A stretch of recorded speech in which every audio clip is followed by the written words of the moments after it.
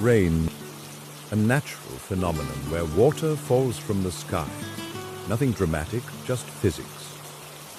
Before the rain hits the roof, it was once a water particle.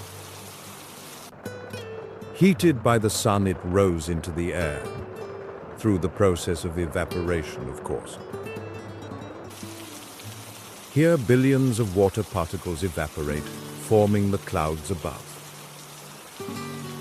As water particles rise higher, the air grows colder. Droplets begin to form through condensation. Soon the droplets come together to form clouds.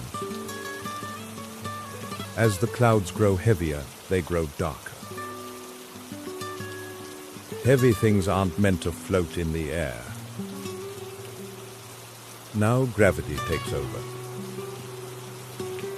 It is the force that pulls the water droplets to the ground,